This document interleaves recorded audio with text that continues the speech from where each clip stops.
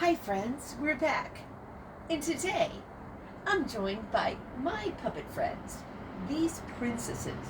Now, each one of these princesses has their own tale and their own book and their own play and their own movie and their own story. But I store these princess puppets together. They all sit together.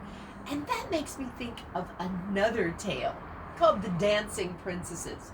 It's the story, depending on which version you read, of several sisters who were princesses who lived in a palace. Sometimes they say 3 princesses, sometimes it's 5, sometimes it's 7, sometimes it's 12.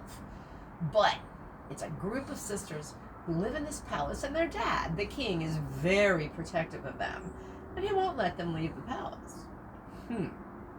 Well, they discover a trap door in the floor of the palace. And every night after all the people in the palace are asleep, they open up that trap door and enter into the tunnel that it leads to and come out outside the palace and dance all night and frolic around and have a great time. And then just as the sun is about to rise, they go back through the tunnel, come up through the trap door, close it, and go jump in their beds. The king knows something is up because every morning a new pair of pink dancing slippers for each princess has been worn to shreds. Well, it is a very interesting story, no matter which version you read, and I won't let on the ending in case you haven't read it yet and you'd like to read it. But in the end, these princesses realize that they shouldn't have deceived everyone in the palace about going through the trapdoor. They should have found a creative way to make the best of their time inside the palace. And they also should have used their imagination and their creativity to talk to their dad about this thing about never being able to go outside. It would have saved a lot of hurt feelings. Well, you know, friends, this is a time we're living in where our imagination and our creativity can really help us when we can't leave the house very much, where it's a holiday time and maybe we can't get together with family.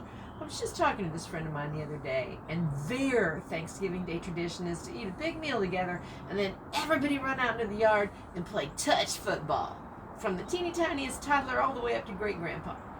This year, they can't do that because of restrictions. I said, well, you know what, you guys are creative. Maybe you could think of another way to play a game, even though you're all in separate houses and you're all communicating with each other over Zoom. I said, maybe you could play charades over Zoom. She was like, I'll take that under consideration. That was pretty creative.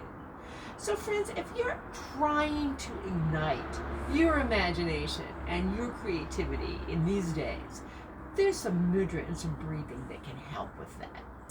And so, hey princesses, are you okay to hang on my fingers for just a few minutes while I demonstrate this mudra? You are? Because we're going to kind of move around. Is that okay? Yeah? Okay. So, to do this mudra, which is called vata, karaak mudra, you're going to hold your hands in front of you, and you're going to press down your pointer finger and your tall finger so that your thumb presses against them. This is what it looks like on this side, and this is what it looks like on the other side.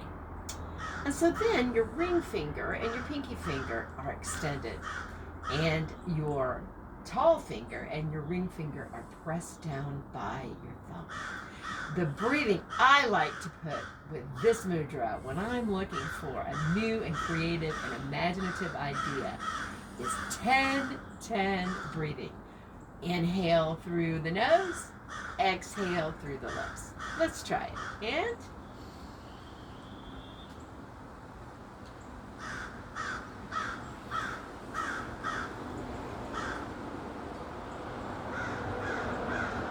yes.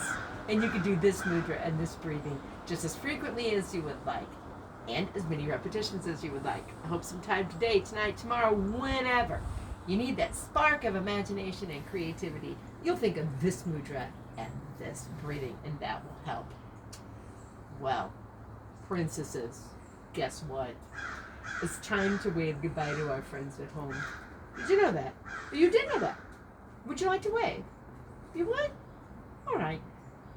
Bye-bye, friends. Use your imagination. We're going to try to do that, princesses. Thank you very much. Well, friends, the dancing princesses and I hope you have a fantastic rest of the day. And we'll see you again soon. Bye-bye.